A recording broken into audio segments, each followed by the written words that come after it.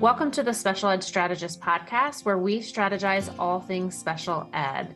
I am excited to have this conversation with you guys, to listen and seriously grab paper, some pens, coffee, whatever you need, sit back and get ready to absorb this information, coming together and collaborating, cooperating, compromising to come and find a beautiful consensus to better support the children that we serve. I am your host, Wendy Taylor. I am a mom and special educator. I have sat at both sides of that IEP table as a parent and a professional. And over the last 25 plus years, I have made it my passion and mission to help parents and professionals bridge learning gaps, access special education services, and build kick-butt IEPs. If you want more tips, show us some love on social at Learning Essentials. If you are new to our podcast, give us a download, a follow, a like, or a share. Let's get ready to strategize special education style. Welcome to the show, Courtney. I'm excited to talk about assisted technology and the IEP. So thank you for joining us. Absolutely. I'm excited. Can you give us a little bit about who you are, kind of as it relates to the world of special education and how you help support and strategize with parents as it comes to assistive technology and the IEP? Absolutely. Well, first and foremost, I'm a mom. And so my journey actually started with my oldest daughter, who is non-speaking. So she was born at her birth. We knew that there were some things going on there, and we weren't sure exactly what that would look like, for her life. But I always say that she is the reason I got involved and even became an SLPA, speech therapist assistant, and went on to do the IEP consulting and disability advocacy work that I do, is because of my daughter. And I went on that personal journey. And then a little bit about my own story. I have a learning disability and I grew up on an IEP. So from a very early age, I went through the school system as being identified as a struggling student, going through the evaluation process, and then getting on an IEP. And I was old enough in second grade to kind of remember that and remember how hard school was. So it's from a very personal place. And then I went on to take additional classes and certifications to be able to do consulting and do the work that I do now, which is helping families navigate IEPs and help make their IEP stronger, help their child be able to self-advocate, and really looking big picture. Because as an adult who goes through the world using the exact tools that I got in school, I'm very passionate about helping students be able to feel confident about the way they learn and know how to ask for the things that they need. And you're doing such tremendous work. And I appreciate all that insight in terms of you being a student at an IEP table, you being a parent at an IEP table, and you being a professional at an IEP table. You can really then appreciate and take that knowledge to help support families. So as you have sat in different roles at the IEP table, what is your general temperature on how we are doing as a whole with IEPs? It's probably a pretty loaded question. It's hard. I feel like, so my husband's an educator too, so he's a teacher. So I really know from a lot of personal experience, not only working in the school system for a while as a speech assistant, I feel like that there are missed opportunities for professionals to have additional training so that they even know what's available. So a lot of times when I'm helping a family advocate, I'm also helping educate different school districts on better understanding what they're even supposed to be offering and obligated to offer. And so I feel like a lot of it is, and I've had my husband and other teachers say, I had no idea this was available. We've only got taught about IEPs in like one part of one class in my whole, post-secondary experience. And I even had special education teachers say, we weren't even taught how to write an IEP.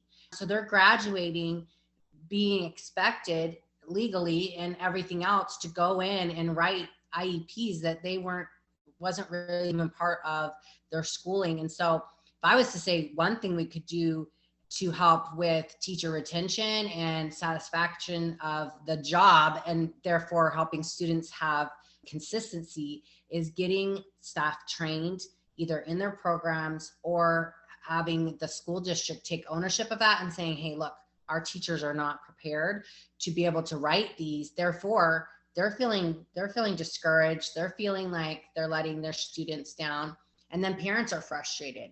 So that's where I see one of the biggest gaps there is in training and support for the different things that they're supposed to be providing under the law. Which is a great segue for a lot of reasons. And as you're talking, just so many thoughts were in my head. Part of the Special Ed Strategist podcast is having incredible, impactful interviews with folks like yourself, but I also do solo episodes. And then, so coming up here in the next couple of weeks, so of this recording, it's January, but coming up, I have a solo episode talking about just this in terms of support and training for school personnel and parents to be put into an IEP, because you're absolutely right. I don't think even members at that team, and meaning parents, but also meaning professionals, don't know that they can even ask for additional training or how to ask and how to get that properly written into an IEP. And I think that's incredibly important, and empowering our parents as to, reducing that fear and overwhelm as they're going through this IEP process. It's their baby. They're so fearful of it. And then not knowing all of the paperwork and the language that goes into it. And you're right about schooling. I know, this was many moons ago, but 100% what you're saying, my undergrad's in regular ed, and I don't really think we had this little, they called it a blue book, and it was like a little bloop on the radar of the schooling of what special education was. I then went on for my master's in special education, and on that flip side, you do understand the law and you get training in that, but not exactly in writing IEPs. And what I've heard professionals say is that their universities said, no, we don't really want to, that's not a main part of our curriculum because every district does it different. But boy, some training and goal writing and what to ask for, more framework. I agree. Yeah, especially since we do know there is federal guidelines, and how they roll that out can look different on whatever system they're writing it in, right? Whatever computer software it's being rolled out in. But the general, I think, like when I have my license, I take an oath, and there's a certain things that I have to adhere to. And I think that we're doing teachers a disservice when we don't help them understand what their legal obligation is, both as a gen ed teacher and a special education teacher, because how can they better self-advocate for themselves and for their students and be a gatekeeper of, in my opinion, like saving the district thousands of dollars by better understanding, oh, that's violating this, we need to have a discussion about this. They can't do that if they don't know that they're actually violating part of the federal law. And so I really see it like when I go to school districts, I'm like, this is so important. And let's also highlight, it can save you money and lots of legal fees by helping your staff better understand the minimum that we have to provide. And then how can we go from there to make it better for students?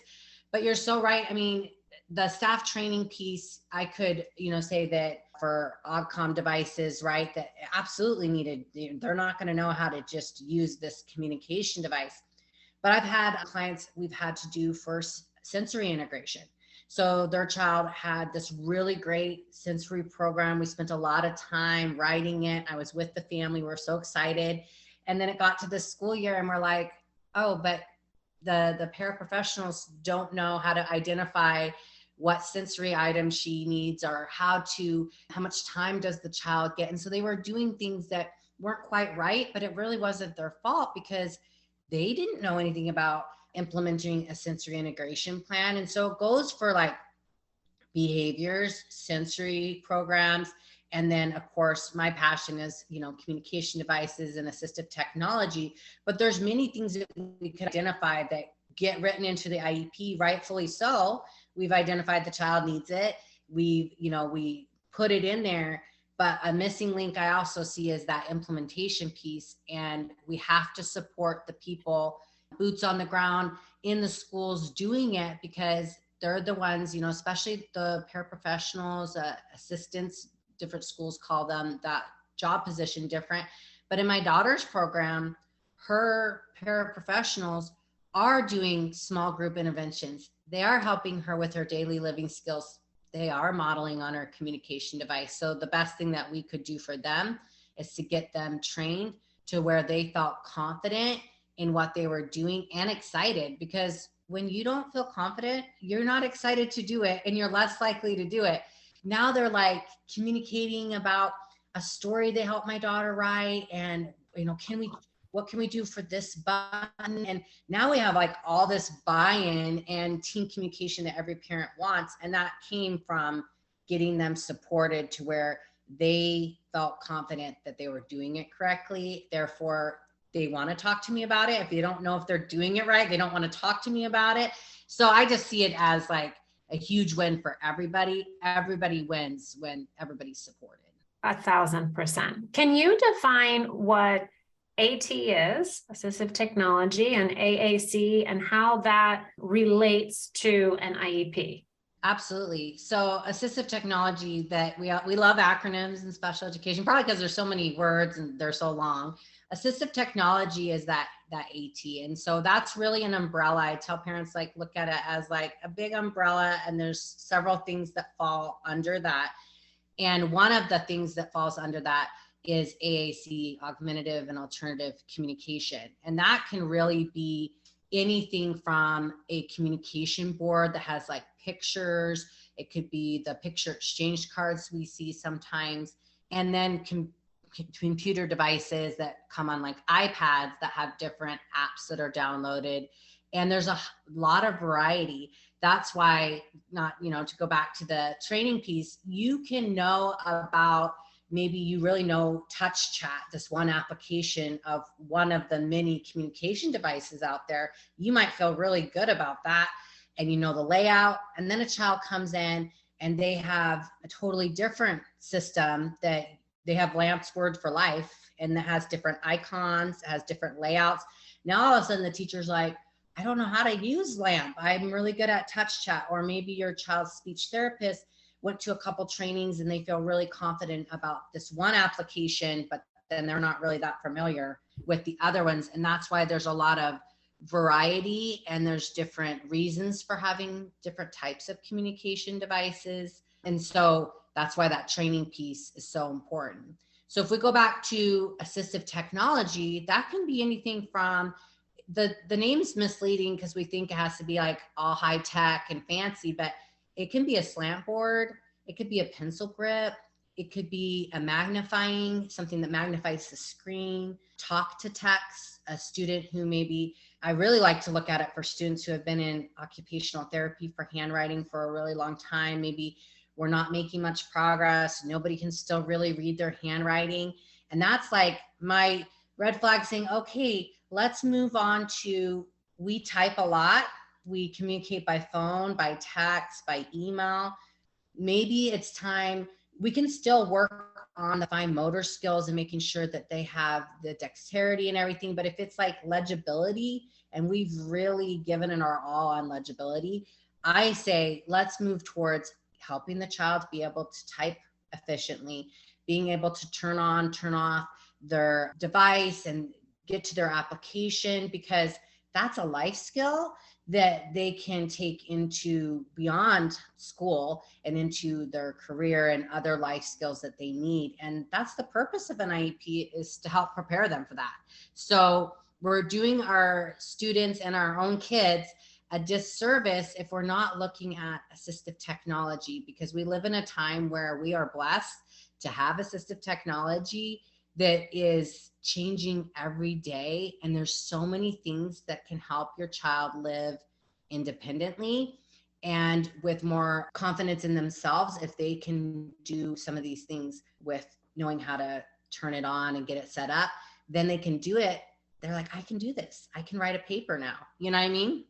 Yeah, life-changing. How do we even determine what device or assistive technology or AAC is needed for a child, whether it's as a school team or as a parent?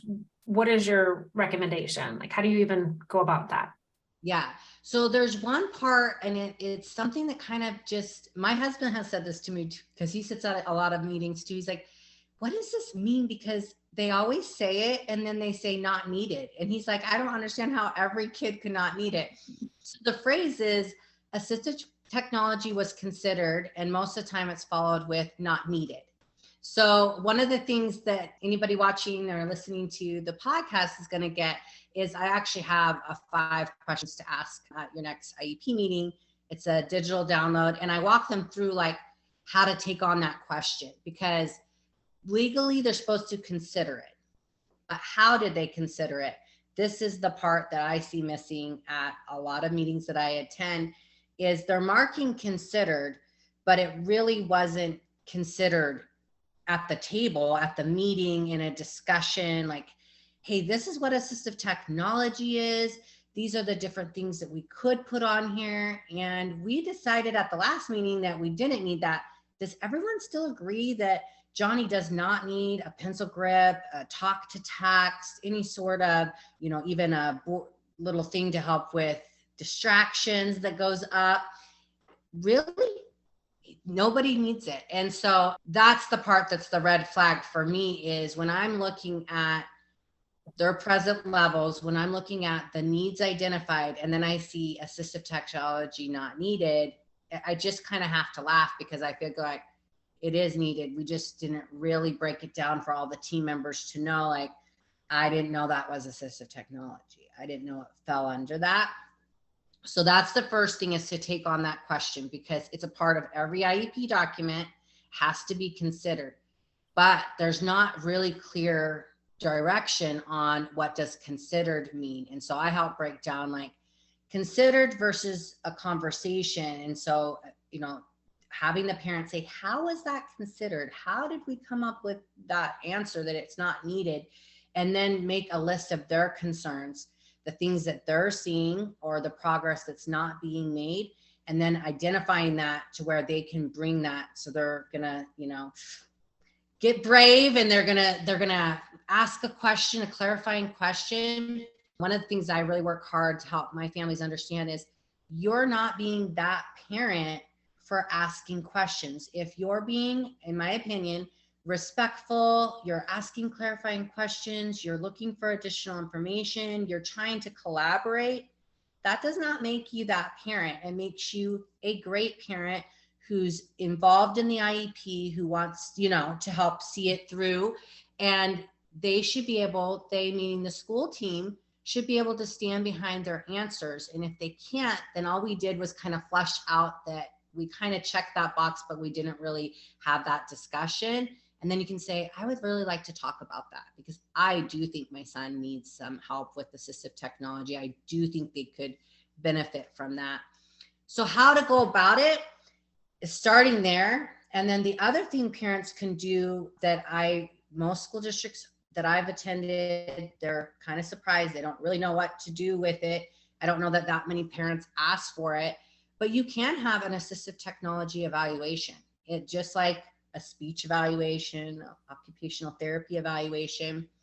The hardest part though is currently there's no regulation on who, like, so for instance, a SLP, a licensed speech and language pathologist who has certain credentials, they do the speech evaluation. That's who we've identified. That's who can do it. Same with occupational and physical therapy and so on. The unique thing about assistive technology is there can be an assistive technology specialist, but there's not like a special licensure they have to have. There's certificates and there's things that they can have, but that's one thing that's not outlined, is that they have to be this one certain person. So a lot of times, if they do it at all, the school district, it'd be like OT does this part and speech might do this part, and then they come together and they put together the evaluation.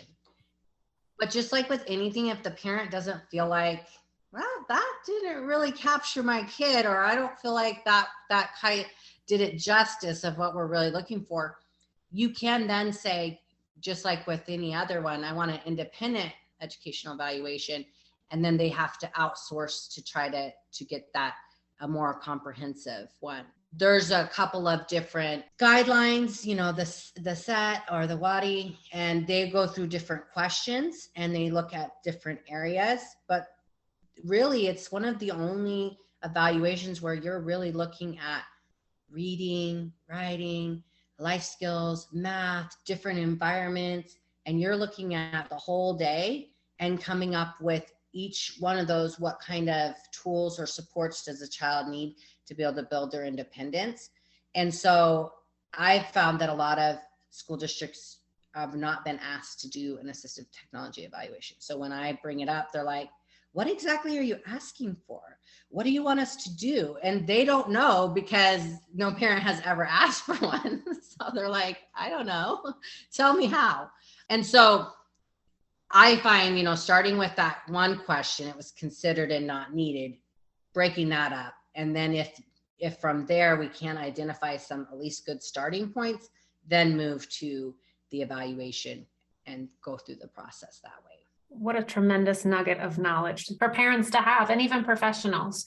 Can assistive technology and AAC be part of a 504 plan? Yeah, I think it could. I mean, I feel like that most of the kids that need that also need an IEP.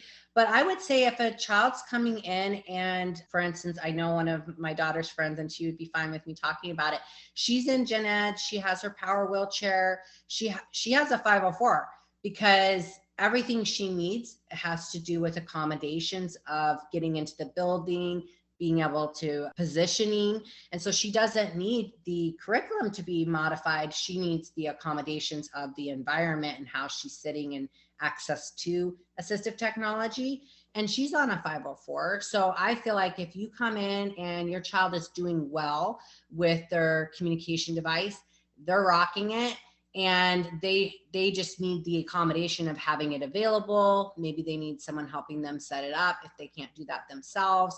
I would definitely think that could be written into a 504. I haven't seen it too often because most of my clients also have an IEP, but it's a right that they have to be able to communicate, to be able to access that, just like they have the right to have a ramp, be able to make sure the door's open, positioning, whatever they need to go throughout the day, that would still fall under that. One part of your other question I didn't quite touch on is like, if a parent wants it, like outside of the school, I know that this kind of focus on IEPs in there, but a parent can get a private evaluation for communication device.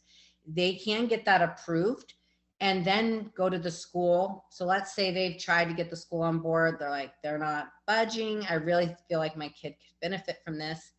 If they went through their private insurance or Medicaid, got an evaluation, got a device, then what I would do is I would have the parents bring that information, that report, and have a IEP meeting to consider additional information. The additional information is your private eval and the fact that your child was given through the insurance the communication device. Have it listed that they agree that they need it. That's very important because once they agree that they need it, that they understand they need it, it could be provided, the device could be provided by family because you're bringing the device. But the school is also saying, if the device doesn't come or it's broken, we understand we need to provide something. This is where it should be documented. We need to be providing something equal to that if the child doesn't have access to that, because we've now agreed as a team that they need access to a communication device to be able to communicate and access their education. So that's that piece where you bring it. You still need to get the staff trained. You still need to have them acknowledge that it exists and that they agree that they need it. That way you can document what happens if it's broken, it's not charged, something of that nature. Most schools will not put the exact device, but I tell parents, we can go into describe mode. It's like AD buttons. They have, that can be accessed with whatever, how is your child accessing it? And the school has to make a good faith effort to provide a reasonable replacement or a reasonable substitute, just like they would if your child needed a certain kind of chair and that chair broke. They can't just say, oh, well, we don't have that specialty chair anymore. Your child's just going to fall out of the chair at school. So that doesn't work. It doesn't work with communication devices either. How do we include our students in this process as a whole of, what works, what doesn't work, what do they need, what choices can a student make? I think that's a great question, depending on the ability of your child to be able to communicate with you. I would start by walking them through, like, for instance, if I go back to me having a learning disability, and if my mom was to come to me and say, hey, I was learning about these different things you can have access to at school. We don't currently have that on your IEP. What sorts of things do you think would help you during the day? So I know we did talk about, like, having a note taker. This is back in the 80s, so it's a little different, but I one of my accommodations was I had a note taker, so I couldn't take notes and listen. I would be missing half the lecture and half my notes would be missing as well. So I had an accommodation of, like, a note taker or a recorder. I could have recorded the lecture. Or so going through and identifying what are still some struggles your child's having, what things do they want to learn how to talk to text? Would that be helpful? Maybe they want Grammarly could be downloaded onto, like, a Chromebook. There's only so much that we can do to try to teach kids these rules. And if they're not able to learn the rule, then we should be able to bring in a tool that helps them be a competent writer and to be able to write a good paper or to turn in something at work, because helping them use an app or a download a resource like Grammarly is going to help them. It highlights all your errors. That's one thing that Grammarly does. It gives you suggestions of different words. And I know, having a learning disability, oftentimes I would just stick to words I knew how to spell. So it didn't necessarily highlight my vocabulary or some of my knowledge, because I might stick with a more simple word because I knew how to spell it and I knew I had the right meaning. So Grammarly can help them. It says, hey, you've used this word a lot. What about these other two words that mean similar thing? So I really feel like helping them see what's available and then what things they would need and getting their feedback is really helpful, because as I started to understand my own IEP, I could then say to my teacher, I know I'm allowed to go to a quiet testing location, and I'm asking that. And then if they denied me, I learned how to say, you actually can't do that. This is protected. So I'm leaving and I'm going over there. And I remember a science teacher, he did not like that I got to go to a different testing location. He didn't care for it. So I had to stand up for myself. And then, finally my mom got involved, because at this time I was a high school student, and I was one of those students. I did not disrespect my teachers. I did not want to get my name written on the board or anything. And finally my mom said, she's being respectful. She's telling him, I have the right, and he's denying her. And, basically my mom said that's illegal and you need to step in and protect her right to go to a different testing location. So as a child understands, I have the right to have access to this, and how do I communicate with my teachers? To me, that's a really important life skill. If we think about employment down the road, how can your child respectfully go to their boss and say, hey, I need a stool available at my station because I can't stand for this long because of these things, and this is an accommodation that I know I can have. And that's a life skill of being able to self-advocate. So bringing them in and helping them understand how their brain works, how they learn, what they need best, it's just going to help them feel more confident in themselves and have better self-esteem too. Because when we understand I learn differently, but it doesn't make me less. That was something that was really hard for me as a kid, because I wanted to go fast. I love that. Sorry to interrupt you. I'm like, oh, I love that. Yeah. And it's like, and I distinctly, I've told teachers this before, like, I distinctly remember my resource teacher, and she looked me, dead in the eyes, and she said, your brain works differently. It doesn't make you dumb. It doesn't make you stupid. Your brain literally is wired to learn differently. And so she gave me what she called workaround strategies. I tell families, I wish I could find her. I've tried whatever I'm looking up. I can't find her. I want to go and give her a big hug. and say like, hey girl, I'm still using my workaround strategies. I'm 42 and I'm still using my workaround strategies. That's why any teachers listening, like, if you're like, I don't know, should I be doing this still? Like, yes, please keep going, because we really do need dedicated, great educators. And her workaround strategies stuck with me. And I was her student in 6th grade. And so I just remember her speaking life into me about, you're smart, you're capable, you can do whatever you want to do. You just got to understand how your brain works, and it just works different than some of your peers, and that's okay. But that was a huge thing for me to understand, that just because I read slow didn't mean I was dumb. It meant that my brain took longer to process those words and to understand what I was reading.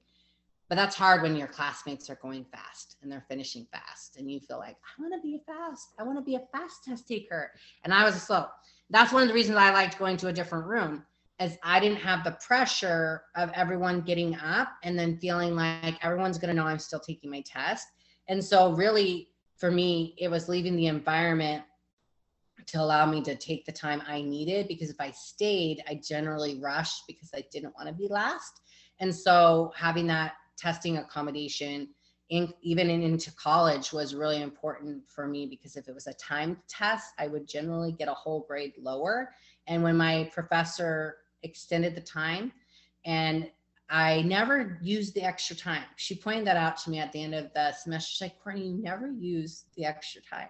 But I noticed when I didn't give you the extra time, you got a C. And when I gave you the extra time, you got a B. And that was simply because I wasn't focusing on running out of time.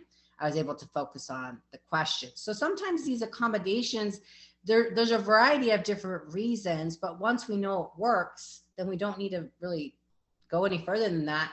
Having extra time worked for me. I allowed me to get the good grades and finish things that otherwise I think I wouldn't have, because I would have gotten flustered. So to circle back to assistive technology, if parents are uncertain about kind of what might work or what's available, and professionals don't always have the training, how could a parent find out what is available, and how could they figure out what is working? So it's kind of 3 points, right? So how can they figure out what's working? How do they find what's available? And then how do they convey that information to the school to have the school help? Yeah, so on a lot of websites, I know here in Arizona, on our Department of Ed website, they break down like a lot of different questions and sections and things that they're legally obligated to do, right? They'll be on your Department Ed website.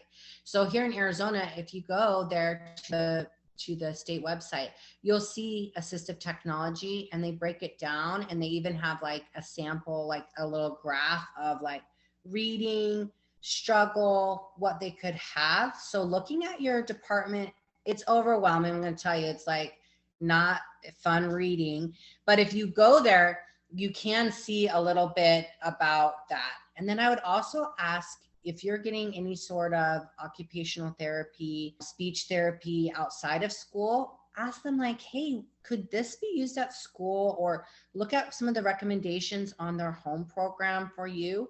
If they're recommending having access to fidgets and needing certain types of adaptive equipment, that should be a light bulb for you that says, if my daughter Hannah needs that for home to be able to walk around campus or to be walk around our neighborhood, she probably needs access to a gait trainer at school so she could walk around campus and have a different position from only her wheelchair, so she could have a different position and participate in PE if she's able to stand with the assistive technology of a gait trainer, assistive adaptive aid. So really looking at like, what things are you doing at home? And if there's anything you're doing that's a computer thing, or modifying the environment or the type of pencil your child's using, if your OT is saying that, then I would bring that to the school. And so sometimes they should know, but just by asking a couple of key questions, then the parent could say, I would like to schedule another meeting when you can bring back some of these ideas. So my job as a parent is to ask questions and to try to help facilitate making sure the IEP is comprehensive. But it's not my job as a parent to to know all the different ins and outs. Like your occupational therapist should be able to come to the meeting. And if they don't know, then you can say, well, let's table this and come back in 2 weeks when you have time to research that, because I really want to have a team discussion about that. And we can't right now because we don't have enough information. So I think that's part of the reason why I'm so passionate about the 5 questions to ask, because I really break it down to help parents start those conversations.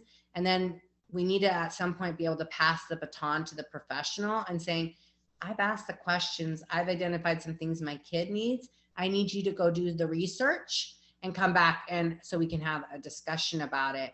And if you're a professional at a meeting and you ever don't know, I wish more people would say, this is such a great question. I've honestly never been asked this at a meeting, and I would really like the opportunity to go look into that. Could we come back in a week or 2 weeks and feel good about that? Because as a parent, I would rather have somebody say, I've never really written something like that. That seems like a really cool idea. Let me go look into it so that we can have a good discussion about it. But what happens oftentimes is we deflect because we don't want to say we don't know something, because we're supposed to be the expert in this particular role at the meeting. And so I would just encourage families to say, it's okay if you don't know. Can we come back in a week or 2 to discuss it after you've had a chance to look into it? Because this is so important to me. I want my son to be able to have access to this if that's something that can be written into his IEP. And honestly, I really, not just because I do it, but I hire an advocate or a coach for my own kids, because when I go in there, I'm mom. No matter how much I try to be Courtney the advocate, like they'll say something and something comes up. And as a mom, my mom hat will always come out first. So when I was getting my son qualified for an IEP this last year, I hired one of my friends that I knew could do a great job. It's what she does in her business too. And she came with me, not because I was going to fight with the district, because I wanted a second set of ears. I wanted somebody listening only as like neutral. And I could go in and be mom. And then she helped me remember different things that was said. So I highly recommend parents not be afraid of bringing in an advocate or an IEP coach, because you don't have to be in high conflict to want support. In fact, I've had a lot of clients that just have worked with me ongoing, and we just write really great IEPs year after year, and the parents never get to high conflict, which most parents want to avoid that anyways. Right. So having somebody that can look at different things, help you come up with ideas, I highly recommend reaching out and having somebody, come with you, or at least prep for the meeting, because they're going to know a lot about these different areas that you probably there's no way as a busy mom and dad that you can know every little thing about the IEP when it's not your expertise. That's not your job. So I just recommend having someone on your team because it's worth it. That's right. And you come across as a team player, and having that coach kind of either prep you or just be with you and have that second person there is super helpful. How can IEP goals reflect the use of AT and AAC? Yeah, so one of the great ways is just having it like for a speech goal, having access to total communication, or actually having it listed out. So we've had it listed out, the student can respond verbally with sign or communication device. So accepting, and that is a protection. Sometimes I write that as a protection for the child, because sometimes students who use communication devices are made to, like, let's say they answered verbally or with a word approximation, and then somebody will come back and say, but say it on your device. And the student's frustrated because they've already said it. So really outlining what is the objective of the goal, because if it's to show a knowledge, whether they answered verbally, signed, pointed, or used their device, they've demonstrated the knowledge. And then if it's like learning, sometimes our goals are, this is where a lot of people get confused on working on the device, the communication device, and working with it. So a goal with working on it might be to be able to turn up or down the volume on their own, to be able to turn on the device, to know where to go. So the mechanics of knowing when to turn it up in what environment, do we need it loud and soft? those are like working on it, like how to use it. And then working with it is, being able to model on the device, being able to have the child, maybe they have identifying groups and understanding the categories and how to find things on their communication device. So we might have a groups goal or a category goal, and that's supported with on the device, things are categories. So understanding categories will help them access their device and know how to like navigate it. And being able to keep those goals open-ended so we don't end up in a situation where we're drilling the child instead of working with them on the device. Because when I hear someone say my kid doesn't like their device or they just don't use it, they shove it away, that's my red flag that they've been drilled. Because when we're using it for authentic communication, and so, just last week, one of my clients told me to be quiet and go home on his device. And I laughed so hard because I was like, well, whether you like it or not, you just did speech, you hit some of your goals. And I was laughing because I was just proud. I was proud that just like any other kid, he could tell me he didn't want to work with me the week after Christmas and I could just go home. And so teaching them to protest, teaching them to give their opinions. And a lot of times we get stuck on like requesting, and we're not teaching kids to protest, to give their opinions, to express their wants and needs in other ways. Like he was telling me, like to understand how to do that is really important. And then with the other, any sort of tool, either listing it out or in the summary of that the child has access. So for instance, on the communication, it would say, it's provided by location throughout the school day. So ways that we can say in any location throughout the school day as needed, anything that we can do to help everybody understand that this tool, whether it be your slant board or your Chromebook or whatever, that there's not special environments that's used in. If that's something that should go to PE, or what are we going to do in PE if we don't want this expensive, how are we going to protect the device in PE? So maybe do we do a low tech communication board? Do we do, Velcro or something? But we still need to support the child being able to communicate in PE. We can't just say like, oh, well, the device could get broken or this tool could get lost, so we're just going to lock it up. Like, no. So anything like that as needed throughout the day. And then in the actual goal, making sure that we're having that conversation, because a parent needs to be clear. It's really hard sometimes because as a therapist, we use words, we have our goals that we just love. But as a parent, you need to understand what the end goal is for your kid and make sure that makes sense to you, because you're getting progress notes. You're helping monitor it. So if you don't understand how it's being tracked or how we achieve it or why we're working on that, then you're not being fully included in that IEP, because you're being left out of, I don't even know how why are we monitoring that? Why are we working on that? And so for some of our kids, there's a lot of goals we could work on. There's a lot of things we could work on.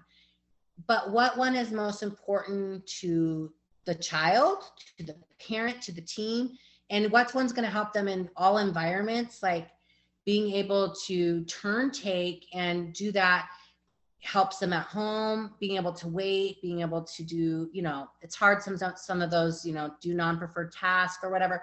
But what are those things? Why is it important? How is it going to be addressed? And then making sure that we're still honoring the child and not really, I say forcing, like it might not be their time to work on that goal. And we don't want to do more harm than good by like locking in on something that they're just not ready to work on, How can a parent and even a professional collect data when it comes to goals that are reflecting AT and AAC? So a couple of things that I've created for my own is like, I say creating like, they'll have like a graph or something like that they say, okay, we're going to collect over so many things.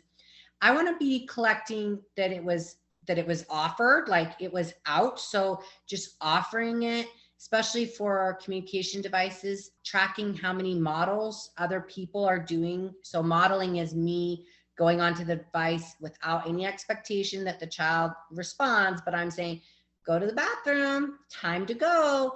And so tracking that you modeled, that the device is out and you modeled as a parent, that's super important to me, because I just want to make sure that it's available, it's being used, that my child had access to it.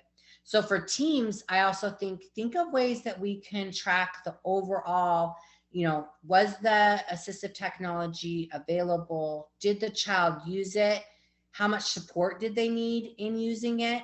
Will help you understand maybe what's working, what's not, and maybe some things can be, taken away, or maybe we need to adjust, like the child isn't quite ready to self-advocate, so the teacher needs to be able to offer it. So they need to say, hey, I noticed that you didn't open up Grammarly. Did you want to use Grammarly? Did you know you could use Grammarly? And then having them say, yeah, I couldn't remember where to go to get it. I couldn't activate it on my Word document. Then we might say, okay, they need to work on self-advocacy. So they need it with prompts.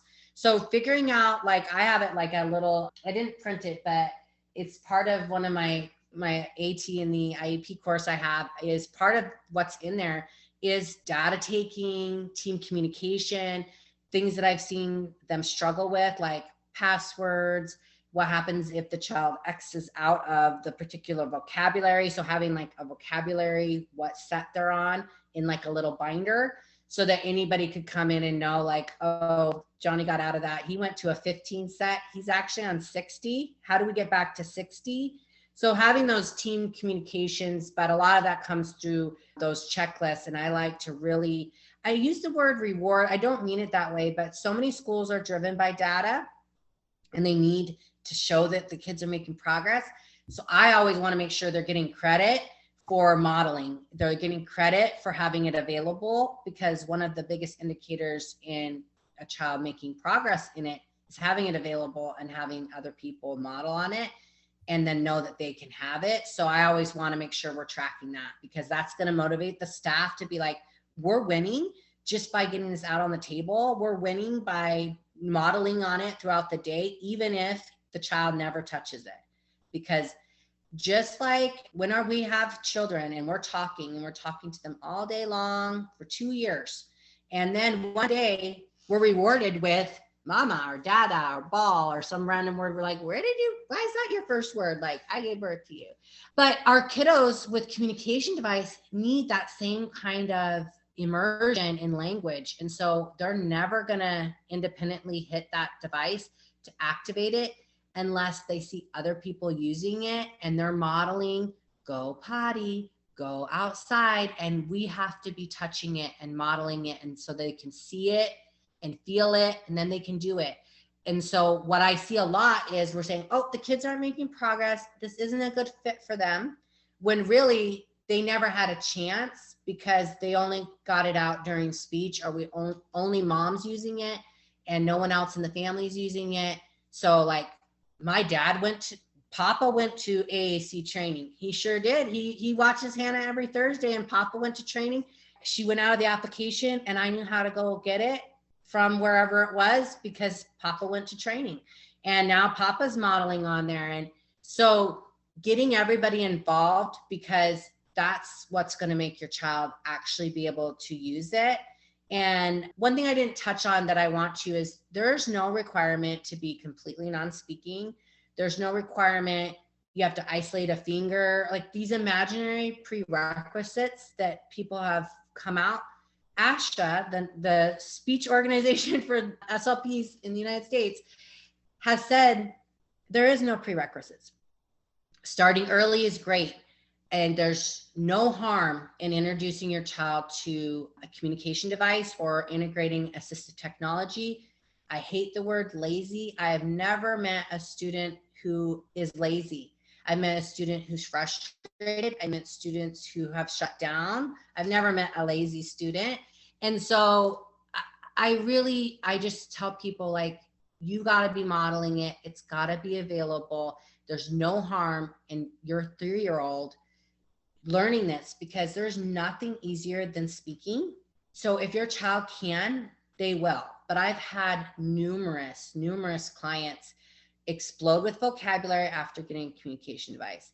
One of my clients, she happens to be autistic. She's self-taught herself how to use her device to problem solve. She was reading a book. She didn't know a word. And right in front of me and her mom, she went on to her device. She went to the ABCs.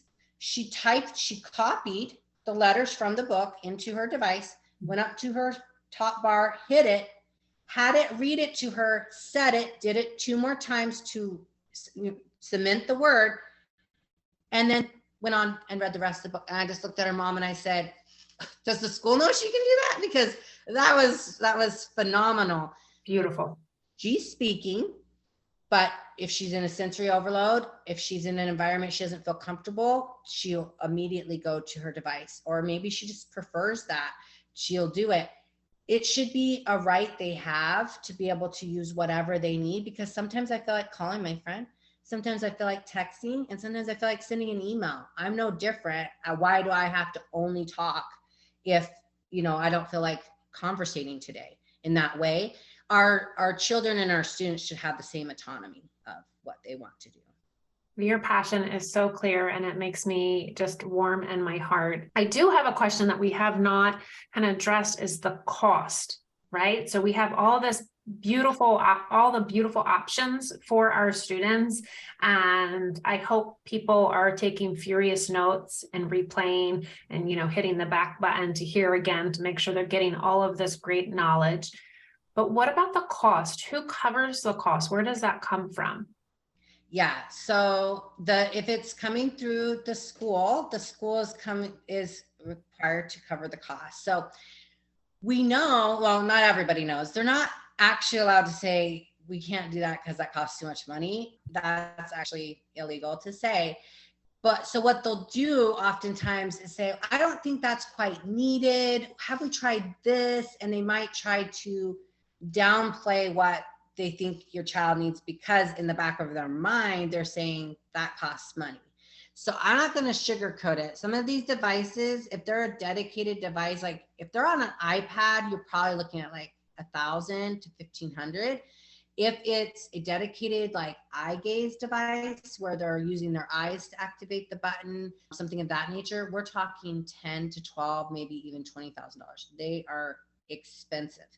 But being expensive doesn't negate the school district's responsibility to provide it. And there's many things on assistive technology that have little to no cost that aren't still being provided. So if it's coming through the IEP, it would be provided through the school district. Now, I provide my daughter's communication device because she's on Medicaid, it was covered, and she has it. So I send it to school, and I pay for, not really but through her insurance, if it needs replaced or anything like that, the insurance covers it. What the school district is promising is that if it's broken, doesn't come, that they're providing her with something similar to it. And then you can always try to go through your private or Medicaid and see if they will cover it, and then have the school agree to integrate it into the IEP. I personally don't have a problem with it because we use it all the time. I want it to be used at school, but it's also part of her right to have, it falls under durable medical equipment. So just like a wheelchair, a walker, any sort of adaptive aid, AFOs, if your insurance covers it, it will most likely be under durable medical equipment. So you could always see if they cover it.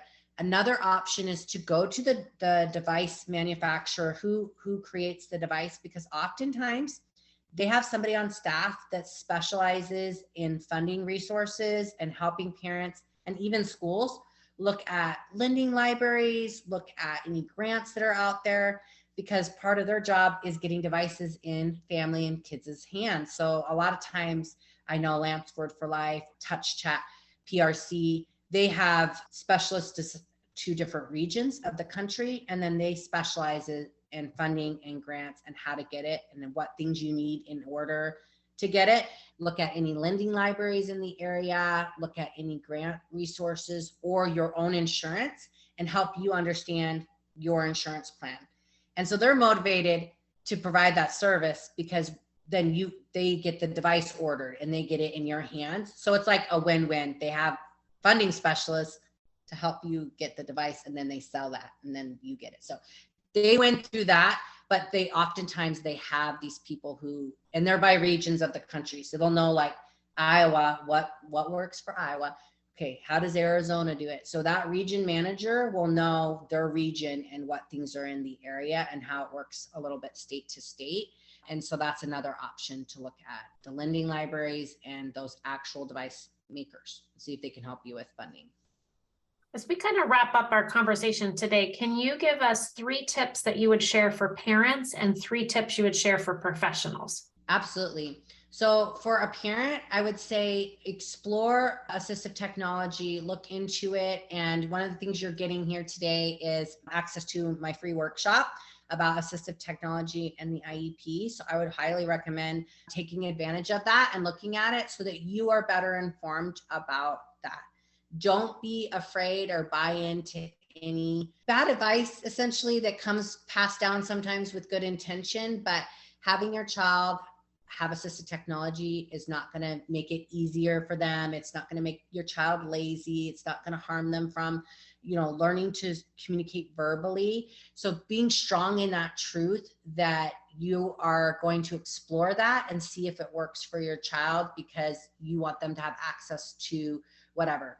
And that was a mistake I made early on with my daughter. I was so fixated on her speaking. My daughter is 18. She has never spoken. She's never said mama. And that hurts. That's like, as a mom, I want that. But for too many years, I focused only on that. And I really regret, it was different times. There was less things out there, but that's one of my regrets, because honoring how Hannah communicates, whatever that looks like, I want that for her and not get locked into it has to be, verbal. And really asking good questions and not being afraid to ask questions at the IEP table or before the meeting, because you're an equal member of the IEP team, but you are at a disadvantage being that you didn't even go to school for this. You got put here and this is your new life and this is part of your life. And so do not be afraid to ask questions. There's no dumb question. And if you're meeting them and talking respectfully and bringing your ideas as a team, they should be open to that. And that would lead me to my first tip for schools is being willing to try to listen to what the parent's saying and then figure out, okay, where's their heart? Mom's really talking about this and exploring, can you help me understand why that's important to you? Because maybe they're using this word and you're like, we can't write goals for that. That's not going to work. And then we shut them down, but instead get curious. What's behind that? What are you thinking? And then saying, you know what? This is kind of what I can do at the school setting. This is a goal we can write that I know that's not going to get shut down by admin. So here's what I can do to try to support that, and really meeting them where they're at, sending those progress notes, and really just being willing to answer questions about it. If the parent, I think sometimes, unfortunately, I think there's a new movement. We're really trying to dismantle us versus them, anger on both sides, and really say, I want to understand what this parent's asking. I want to help this child, because the child is what's most important. And then not being afraid to advocate for your students and talk to admin outside the meeting, to be able to talk to your team and say, okay, I know we're feeling like our hands are tied, but I know this child needs a communication device. So what can we do to get this started? What can we do today to get one step closer? Because I know this is what my student needs. And so we have to find a way to get this done. And I think that takes a little bit of bravery, but we have to have brave educators too that are saying, it's not right that this child's not making progress for 3 years now. We're just stagnated, and being able to say that's putting us at risk. The child's not making progress and these other things. So being a little bit brave. I know it's hard, but I've advocated many times with my knees shaking, and I know that it can be on both sides, professionally and as a parent. But just being open to doing things a little different and saying, you know what, we've been doing it this way for 12 years at this school district, and I don't really like the vibe. So I'm going to try it this way and see what happens. My final question, if you had a billboard with one tip for parents, what would it be and why? Oh, that's a hard one. I have so many tips, but a big tip is using your parent input statement, your statement at the IEP. So a lot of times they'll say like, what do you want for the next year? I know I didn't understand what they were really asking me back then with Hannah. So I would say like, prepare what you want to share and like come to the meeting like it's it's a business meeting, but what I mean is take time to like take your notes and to take your ideas and really formulate them so that you can take this one part of the IEP that's all about you and slay it. Because I've changed placement with the parent input statement. I've changed goals versus that, post-secondary things for kids when we're coming into high school. Do not underestimate your voice at the IEP table. I think that would be what would sum it up, is don't underestimate your voice at the IEP table and how you can collaborate with the team. Because I think for too many years, were like, well, they're the expert. I'm a guest. I'm Hannah's mom and I'm a guest here. And then I realized, no, I'm not a guest. I'm like, I go with her to these doctor's appointments. I know what she's doing over here. And then how can I share what I see at home to help the team better understand what my daughter's capable of? And so using your voice and not underestimating it. Mic drop. Done. So good. So good. I'm very thankful for your time and all of your insight. And like I said it earlier, your passion is so clear and we need more of that in the world. So how can families find you? Yeah, so I'm on Instagram and Facebook. It's Courtney Burnett Advocate. I do a lot of advocating in my work and also professionally. I did political advocating too for universal changing tables. So I just like the word advocate after it because it kind of sums up everything. And then my website is CourtneyBurnett.com. And so they can connect with me there. I also have a blog that I put out information. So really like Instagram is where I'm active a lot because of the stories and different features they have that I like. But then there's a lot of resources for free too on my website. So they can go there and check it out. And it all will be in the show notes. So thank you very much. And I appreciate it. Thanks. Yeah, thank you. Thank you again for strategizing with us and spending your precious time listening. If you've loved what you've heard, give us a like and a follow at Learning Essentials. Looking for free tips? Head over to learningessentialsedu.com and you can download free tips to prepare for an IEP meeting, plus bonus questions to ask. I am your host, Wendy Taylor. If you need more special education support, visit Learning Essentials, where we provide an individualized and systematic approach to supporting students with various learning needs and differences through academic coaching, educational therapy, and Brain Camp, our executive function support model. If you are a parent, I've got you covered. Head on over to learningessentialsedu.com and I can walk you through that IEP journey.